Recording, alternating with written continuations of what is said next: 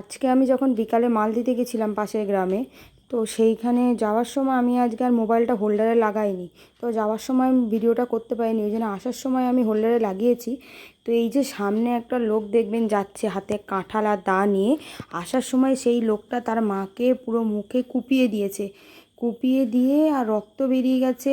মানে সে তাড়া করছে, মানে আমি এই ভাঙা রাস্তায় যে লোকটা যে লোকটা যাচ্ছে, এই যে কাঁঠালের হাতে দেখুন ভালো করে দা নিয়ে মাছ, আমি ভিডিওটা পুরো করতে পারিনি কারণ ওর পাশ থেকেই যেতে হচ্ছে। ও যাকে তাকে মানে কুপিয়ে দেবে। আমি যেখানে মাল দিতে গেছি সে বলছে তুমি পালাও, যদি মেরে ফেলে দেয়। এবার আমি যাওয়ার সময় ভয়ে ছুটেছি, আসার সময় দেখুন কীভাবে ভয় ভয় পেছন দিয়ে আস্তে আস্তে বাইকটা চালাচ্ছে যেতে তো বুঝতে না পারে। এই ভাঙা রাস্তায় আমি এরকম অবস্থায় কীভাবে যে আজকে প্রাণ ভয়ে গেছি আর এসছি সে শুধু একমাত্র আমিই জানি। আমি ভিডিও শেষে দেখবেন ওই লোকটা দা নিয়ে ঘুরছে, আর ওই যে যাকে মেরেছে তার মাকে, তো ওইখানে ছবি দিয়ে দিয়েছি।